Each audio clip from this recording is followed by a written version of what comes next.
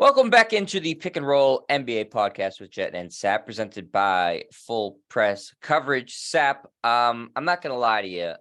The NBA is my favorite thing. I think you know that. I think everybody who knows me knows that. But over the past week, I'm honestly, I'm exhausted. And it's because of the NBA, and it's not for anything positive. It's been a trying week with this Kyrie story and the Josh Primo stuff that's come out that we haven't even really talked about him exposing himself to the team doctor or the team psychiatrist, I should say, in San Antonio, and sort of a tepid response at best from most of the NBA community. It's disappointing and it's frustrating, Sap. And the Kyrie situation yesterday came to a head in that he had a press conference with a chance to apologize, or at the very, very least say, when asked directly, yes or no, do you have anti-Semitic beliefs? Are you anti-Semitic? Say no. He didn't do that. Then he got suspended by the Nets for at least 5 games and with no pay. And then he, put out a sort of half-assed apology on social media after that, after his money becomes messed with. And that's my takeaway, Sap. We can talk about this for a few minutes, but I'm exhausted and I'm frustrated. And we talked about this the other day with Kyrie and Kanye and all that stuff. Is that I'm tired of people not speaking out for other people and that being selective in their activism. And it's draining me, Sap. We're a few weeks into the season. We should be talking about the great start that the Milwaukee Bucks are off to, or the disappointing start that Golden State's off to, and how Cleveland is a real contender, and the Celtics in Cleveland played twice in a 5-day period, and both games went to overtime, and we're kind of licking our chops that hope that Cleveland and Boston meet each other, say, in the second round of the Eastern Conference, and how many of the young stars are playing at a high level, whether it's Jason Tatum, Luka, Ja Morant. I mean, just pick all the great young stars in the league. Yet Kyrie Irving is sucking up all the air in the room with he being Kyrie Irving, right? So to me, an apology doesn't work the same way on Instagram or on Twitter. It works best when you actually say it, and we're able to see it. Now, at his press conference, he could have done that, or he could post a video that he could put out there on Twitter or whatever, and just say, I was misinformed. I am not anti-Semitic. I apologize to all the people out there, all of our fans. And you can't end it with, for those who have been insulted or disturbed or affected. You can't use that, because that, to me, isn't even an apology. That's almost like, oh, I got caught saying something, right? So I think that would work better. And now he's got a 5-game suspension at minimum without pay. It's going to cost him several $1 million, which is nothing to him. But again, now he can play the victim in all of this. We're still waiting for current players to speak out. None really have. I mean, Kevin Durant really made this even worse today with some of his tweets about how, well, I just wish we could talk about basketball and move on and not affect our team. It's like, how tone deaf is he? But that's not a surprise. He's in his own world, to say the least. Finally, one of the former players that I want to see speak up was Kareem Abdul-Jabbar on his Substack, put out information out there that, Kyrie is wrong, should apologize, and that there's no place for this type of hate in the world. So I was very happy to see the great Kareem Abdul-Jabbar put that out there. But again, the leading critic of Kyrie Irving has been who? Charles Barkley, and to a lesser degree, Reggie Miller, and God bless for those guys. Yeah. The league hasn't even stepped in. This is the Nets that suspended him. The league hasn't done anything. And supposedly Commissioner Silver, who is Jewish, and we're both big fans of Commissioner Adam Silver, is going to meet with Kyrie Irving within the next week. And it's just an ugly situation. And again, we'd rather talk about all the great things happening on the court, but Kyrie Irving has a way of stepping on all of that at some point. Yeah, and Sap, again, this is stuff that we sort of talked about the other day when we had our show, and that we were sort of dismayed with the lack of people speaking out. And I'm not surprised that the Kyrie press conference went poorly yesterday, because I don't think that he actually is sorry or at the very least doesn't understand what he did and why it was hurtful. And like I said in the tweet, Sap, suddenly once sponsors are talking about pulling out and once he's suspended without pay, then he suddenly puts out the apology. And I think that just goes to show what a fraud he is, and that Mhm. he doesn't actually, he's not someone who actually holds these beliefs or any beliefs particularly strongly. He likes to be thought of as this iconoclast, this, real radical free thinker. But at the same time, he immediately, once his money is messed with, will backtrack from it. So I think that showed yesterday that he's not the things that he wants himself to be. And somebody who is this free thinker and iconoclast would be, when they're pushed on something, are want to have a discussion about it. He shuts down and throws out stupid things out there, like saying, I know the Oxford Dictionary, or ask reporters, where were you when I was a child and I found out 300 million of my ancestors were buried here? Like that doesn't even make sense. Like, what are you talking about? And so the whole situation is with Kyrie is just gotten worse and worse. And I'm really, really disappointed that not a single active player has said anything about it at all. It speaks volumes to me, Sap. He cast a spell over the entire league. I've been saying that for years. Look, he's a vice president of the Players Association. Players always want to play with him. They respect him for whatever reason. I get that he's a great basketball player. That should mean absolutely nothing when it comes to this type of discussion. And again, an agent got a hold of him or someone and said, Kyrie, you got to tone this down because it's really hurting you in the wallet. And as much as he tries to be this, again, as you described him as like iconoclast, that, at some point money is real. And he's losing money by the day. Kanye West, we saw his net worth go from what, 5 billion to 900 million. Like, I'm not exactly going to throw a pity parade for Kanye West or, have a telethon for him. I know some of his fans are I can't believe this is happening. Some of his fans have put out a GoFundMe page so that he can become a billionaire again. Like, that's Ridiculous. disgusting. Yeah, Yep. that really makes you just want to throw up at that point. But in terms of Kyrie Irving, is the possibility exists we never see this guy on the court again, that the Nets will say, just, what, enough. And what team is going to trade for him? I mean, there may be a team out there that says, oh, we can rehabilitate him. Maybe it's the Lakers that say, well, get him in the bosom of LeBron James and maybe, he'll be quiet and just go play basketball. But I don't think that's going to happen because he's more empowered now than ever. He's been in the league a decade. He's won a championship. And where the hell has LeBron James been in this whole matter too, as far as speaking out against Kyrie Irving? It's just disgusting. And hopefully we can just talk more about some of the really exciting games that we've seen so far in the early part of the season, because we could be setting up for a great April, May, and June, with especially in the Eastern Conference, where so many of these teams are so good. Because this issue, as you said, Jed, I think you put it perfectly. It's exhausting, and we're just on the outside looking in. Imagine if you are a teammate of his, or if you're part of the league and you got to put up with this nonsense every single day. It can't be good for you. Although, again, Kevin Durant, one of the best players in the league, could have spoken up and pushed back against Kyrie Irving. Well, he didn't. And that's not a surprise because I think he's, a fake tough guy as well. Yeah, today, basically, Kevin Durant, when asked about it, said, wish that we could all, essentially said, I wish we could all just shut up and play basketball, and this is distracting. And so, I think he blamed Kyrie a little bit, but not directly, and mostly blamed the media for, as a lot of people are doing. Jet, that type of statement, that like flies in the face of what the players want to be, right? Like, shut up and play basketball, shut up and dribble, right? So, but that's why I'm so frustrated with this whole situation, Sap, is that it's selective activism, and I support the players fully when they're activists, and when they support causes like Black Lives Matter, when they want to get somebody like Donald Sterling or Robert Sarver the hell out of there, when anytime there's police brutality and they speak up against it, good for them. But selective activism is, that's a problem when you view one cause as superior to another cause. When you're talking about people being discriminated against, then you're not really being a true activist. Yeah, and as someone said, Kyrie Irving is not good for business. He's offending 20-25% of Nets fans. So if you own a business and one of your key employees offends 20 or 25% of your customer base, you're better off suspending that person.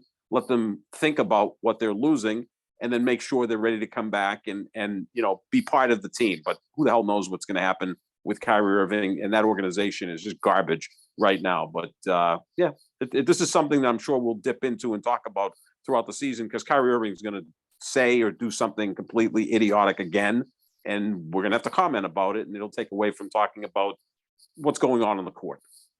Yeah, absolutely. So, I hope this, we can move on from this. I still really want players to speak out about it. And I'm very, again, disappointed they haven't, but we'll switch gears a little bit and try to move on to the basketball side. Cause again, it's not that I'm necessarily tired of talking about it, because I think it's important, but I just feel so drained by it. And that with how many people are still fiercely defending Kyrie Irving through all this, especially on social media, which I know isn't really a good gauge of, the population, but it's dismaying to say the least. So we'll move on to more of the X's and O's basketball stuff right now for my own mental health, Sap. Talk a little bit about the team that I root for, that the Boston Celtics, who are off to a meh start, I would say, Sap.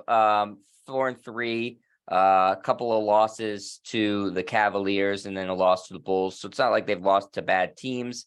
But they do have a new head coach who is thrown into the fire, in Joe Mazzulla, and the early returns on him are, I don't know, Sap, what do you think? Yeah, we don't know. I mean, it's 7 games in. They're 4-3. 2 of those losses came against Cleveland, the team I picked to win the Eastern Conference this year, and I still feel very good about that pick. Both of those games came in overtime, and both of those games you had a double-digit lead, and certainly those teams appear to be even. And in your back pocket, you have Rob Williams, who in theory should be back in January, February, and hopefully healthy for the postseason. So if the Cavaliers and the Celtics meet, say, in the second round, maybe the Celtics have a slight edge over Cleveland. In terms of Joe Mazzulla, we don't know yet, because it's only 7 games.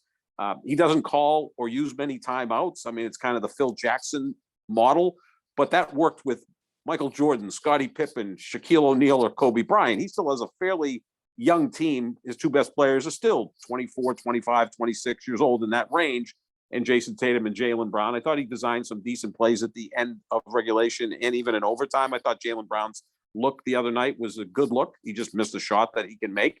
But I think the problem has been more on the defensive end. Right now, the Celtics are 20th in defensive rating. Last year, they were second. And again, it's only 7 games. You don't have Rob Williams. You played into the middle of June, so you had a short off season. You got a new coach, maybe some new systems there defensively, unless they're sticking with what they did a year ago. Maybe the effort isn't there. You played good teams in Cleveland and Chicago, and teams that can put points on the board. It's very early, but that's troubling if the defense isn't quite that good. And the other problem I see on defense is they're 21st in opponent 3-point field goal shooting at 37%.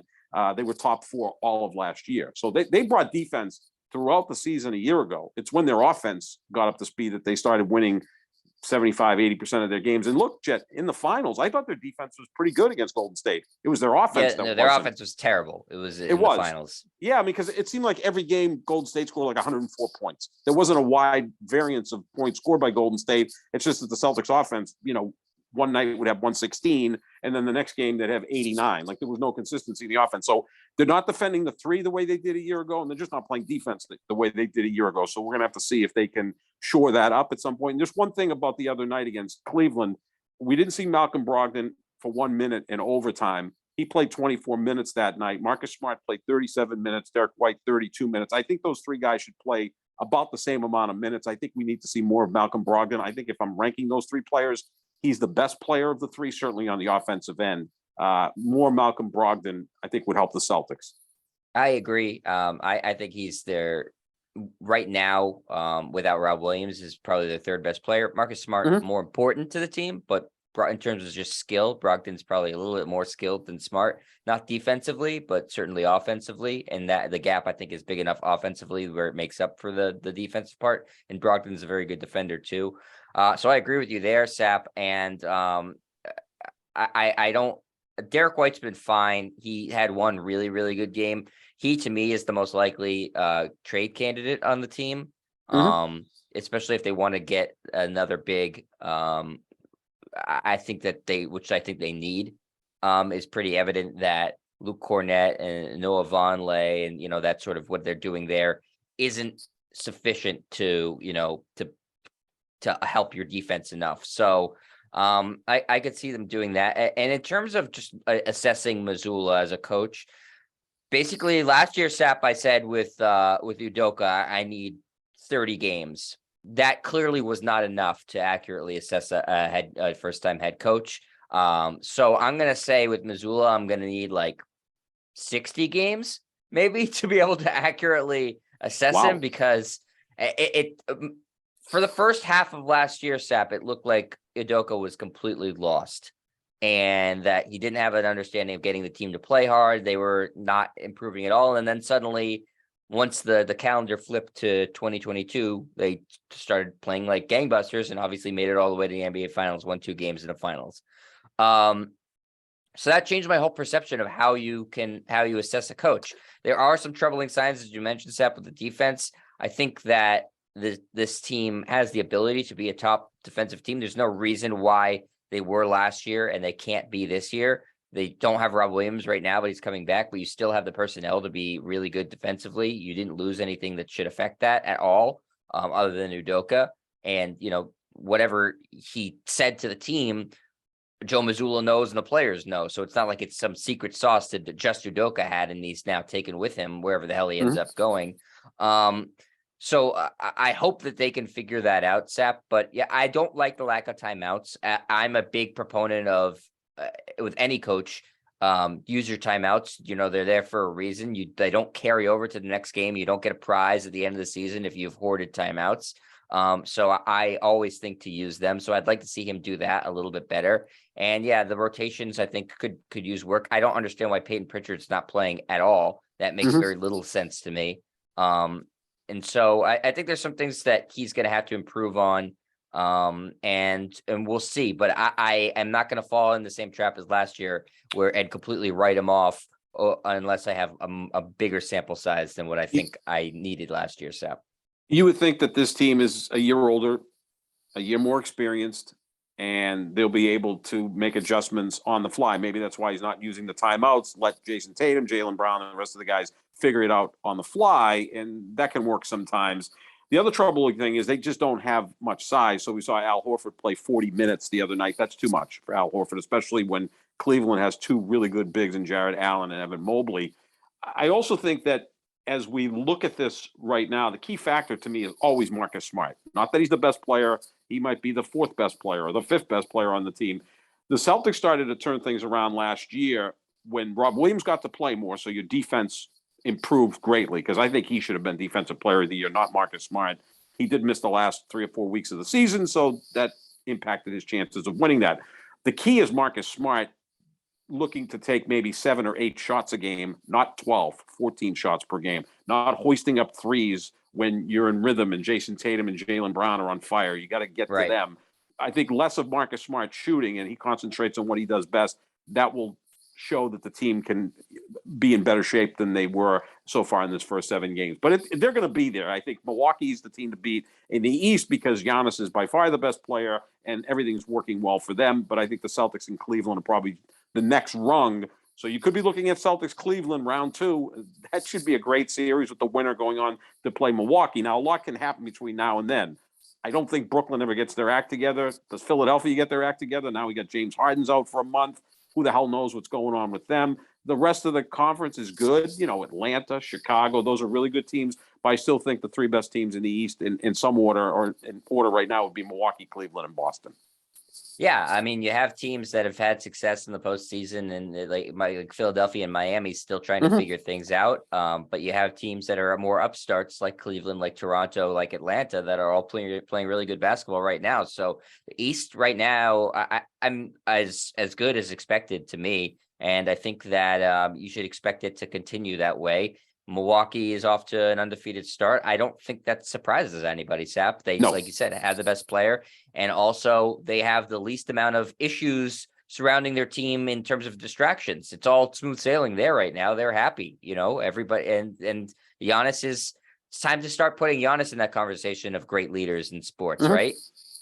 Yeah, I mean, he brings it every night. So when your best player brings it every night on both ends, everyone else falls into place, right? It's like a great quarterback in the NFL. When Tom Brady's invested and he has 7 Super Bowl rings that he can flash in your face, well, the rest of the squad's going to say, well, we've got to be putting in the time and the effort that Tom Brady is. I'm not putting Giannis up there with Tom Brady yet, but he's the best player in basketball and certainly one of the great leaders in basketball. Such a humble, likable guy. He busts I his think he ass keeps on it both ends of the loose court. too. I You think know, he with does too, right? in the locker Yeah. room. Like I don't think he's listen. He wants to win. He's hungry. You can see that on the Right. court, but I don't think he's screaming at players in the locker room No. or anything like that. That just isn't his personality. So And he's so, not breaking a tablet like Tom Brady. Like Tom Brady's intense, right? And I look, if you're a 24-year-old wide receiver playing with Tom Brady, you probably poop your pants in his presence, Yeah. right? I mean, he's as old as your father, right? Whereas with Giannis, I think Giannis can sell it as I'm one of the guys. I'm only a few years older than some of the guys. Heck, I'm younger than some of the guys. well, because he does he's his got that talking on the court, personality. right? Yeah, That's where he does his talking. exactly. Yeah, and he's still kind of this humble superstar that's I think overlooked and underrated, believe it or not. So I they look agree. really good. But the Celtics in Cleveland will be right there. And look, if that's a series in May, round 2 of the playoffs, I'll be looking forward to it. And I will say this about the Celtics too. Sort of last word on it is that I think Jason Tatum looks so hungry after not playing very well in the finals. He's been fantastic. His dunk to send the game into overtime was unbelievable the other night. And his defense, which he's an underrated defender in my opinion. His defense has gotten better. He's starting to block a lot more shots. So Tatum's improved, and also I like that he's been so non-problematic. That's great for the Celtics that their best player seems like a good guy too. But we can move on from the Celtics. We can move on from the Eastern Conference, Sap, and talk a little bit about the team that you root for, because your guy LeBron is on it, though you might be a little disappointed in him right now. And the Lakers are sitting at just 2-5, though so far 2-0 with Russell Westbrook coming off the bench, right? Yeah, 6th man of the year, Russell Westbrook, who thought that would ever happen. It's working. But apparently, Seth, there's this narrative going around that LeBron doesn't take big shots. Is that what essentially is being recycled again for the umpteenth time in the media? I've heard that since he came into the league. Yeah, it doesn't take him, and then when he takes them, he doesn't make them. So the other night they're playing New Orleans. They've got a lead. They lose the lead. Now they're down 3 late. And Matt Ryan, not the quarterback of the Indianapolis Colts, but Matt Ryan, the actual NBA player, former Celtic, Matt Ryan hits a 3 to send the game into overtime, and the Lakers win to improve, which is kind of faint praise, but to improve to 2-5 on the season. And everyone's like, why didn't LeBron take that 3? Why didn't LeBron demand the ball and try to force that game into overtime? Well, the last thing I want to see LeBron do right now is take more threes. He's shooting 23% this season from 3, and he's averaging 8 threes per game. Like, that's not his strength. This would be like if you're a Tampa Bay Buccaneers fan and say, why the hell isn't Tom Brady running more? Like, let's run the RPO with Tom Brady to see what he can do with that. Like, LeBron should be taking fewer threes, not more threes. But then the narrative is, well, LeBron's never been a guy who wants to take the big shot. And when he does take the big shot, he never hits it. He's not Jordan. He's not Kobe. He's not Steph Curry. He's not Kevin Durant. I'm here to say, no, he's not. He's better than those guys in clutch situations. Here's a big situation in a game, Jed. I think we can all agree on this. In game tying or go-ahead field goal attempts with under 10 seconds left in the postseason, right? That's a big situation. You're tied or you're trailing with 10 seconds or less left in a playoff game in the postseason. Ultimate big game. LeBron James, in his career, 12 of 23 from the floor. That's 52%. Michael Jordan, 7 of 15. That's 47%. Both outstanding. 2 greatest players ever. Kobe Bryant in the same situation. And everybody thinks Kobe had more walk-off, big game, big shots than anyone. Well, Kobe in the same situation, 5 of 22, 23%. Steph Curry, 2 of 9, 22%. Kevin Durant, 3 of 14, 21%. So clearly LeBron and Jordan far better than Kobe, Curry, or Durant in that situation. Again, in game time, go ahead, field goal attempts with under 10 seconds left in postseason games, LeBron and Jordan, a league of their own. Buzzer beating, walk-off winning shots in the postseason. LeBron James in his career has 5. Michael Jordan has 3. Kobe Bryant has 1. Steph Curry and Kevin Durant have as many as you and I, Jet. They have none. So LeBron James has more buzzer beating, walk-off winning shots in the postseason than Jordan, Kobe, Curry, and Durant combined. Those are facts, not opinions. Like, I don't know how many more times I have to tweet this out or talk about this on the podcast, but there you have it. The thing is, LeBron in some big situation will pass the ball to someone who's open. You know who did that too? Michael Jordan. One of the biggest shots in the dynasty of the Chicago Bulls in the 90s was John Paxson hitting a three to win the 1993 NBA Finals, Game 6 over Phoenix. They were trailing by 2, and Paxson hit the three to win the game. It wasn't Michael Jordan that hit that shot. It was John Paxson. You don't have to take every big shot. You have to pick your spots in that situation. Look, the other night, Jason Tatum had that dunk, right? Late in regulation. Yep. Then Joe Mazzulla set up the game-winning shot for Jaylen Brown. I thought it was a well-designed play. Jaylen Brown missed the shot. It's going to happen. I had no problem with that. Design. No, I mean, you had Tatum as a decoy at center court, so everybody thought he was going to cut to the hoop like he did on that dunk. He didn't. Jaylen Brown had a good look over who? Wade, who I think he should be able to get the shot over, and he did. Oh, and I think he back Sap, you know, I thought that Doc Rivers was a really good coach when he was with the Celtics. You know, he struggled a little bit subsequently, but one of my main criticisms for him was that whenever the Celtics were in a game-winning situation, for the most part, they would just run the same play, ISO Paul Pierce, every single time. Yeah. And if you become predictable like that, then it's much easier to defend. So, you know, I would say that LeBron has essentially been a coach for the last, 15 years of his career. And I think he knows that too. And so he mixes it up. It's not good to run the same exact look to win a game every single time. And it's fine to pass it. If the guy gets a good look, the guy gets a good look. I mean, listen, Matt Ryan essentially saved the Lakers from losing that game. At this point, Matt Ryan, who's a marginal player, probably left the court feeling good about himself. So now maybe he's going to be a contributor throughout the season. Well, and he's probably their best three-point shooter. And he is their best three-point shooter. Again, I don't want LeBron taking threes. He should take fewer of those, not more of those. And I just think that whole narrative is that LeBron doesn't take big shots and doesn't make them. Well, I just gave you all the numbers. Those are actual numbers. And then when you tweet them out, people say you're lying. Well, it's on Basketball Reference. I didn't just pick this out of my ass. These are actually the numbers. And it shows that this man, along with Jordan, are the two most clutch guys when it comes to those very specific roles, right? Those specific areas of taking a shot, making a shot when you're tied or trailing with fewer than 10 seconds left in the postseason. And then the walk-off shots, he had 2 in one postseason. He hit one against Indiana, and then he hit one against Toronto in the postseason in 2018. Remember, he beat the Bulls a decade ago, a walk-off buzzer-beating 3. He beat the Pacers in the Eastern Conference Finals when he drove to the basket. You're a Celtics fan. I would assume that when the Cavs were playing, or the Heat playing the Celtics, you probably didn't want LeBron James taking over at the end of the game because you saw him do it a lot. I don't think there's a single Celtics fan who can be asked that question, is LeBron clutch, and honestly answer no. I think we've seen it too much. He's played the Celtics as much as he's played any team in the postseason. 8 times they've played in the postseason. He's 6-2. He lost his first 2 against the big 3, and he was playing with, some bums, stiffs in Cleveland. Once he got some guys with him, unbeatable. So I'm saying, like, I've seen it too many times. I think it's a dumb argument. And again, I'm not a LeBron guy. Right. I especially don't really feel like defending him today when, he's been silent about. I'm not thrilled about that either. I'm not. But the facts are facts, like you said, in terms of play on the court. I've always thought it was a stupid argument that he's not clutch or won't take shots or anything. I've seen it too many times with my own eyes. That doesn't lie to me. The stats don't lie there. That's just a fact, like you said, fact, not opinion. So. And it's kind of like this in baseball, too. I just remember that everyone said Derek Jeter's the most clutch guy in the history of baseball in the postseason. Alex Rodriguez's numbers in the postseason are every bit as good as Derek Jeter's. I didn't realize, though, Sep, how many multi-hit games Jeter had in the postseason, and way more than anybody else. I saw them clear up that stat last night on Fox. He did, yeah. Well, he also played more than anyone because of it might be rounds. Purely a product of that. But I was surprised how above everybody else he was. But then I kind of remembered, well, all these players played one round and then in the World Series for that's large part of baseball's history.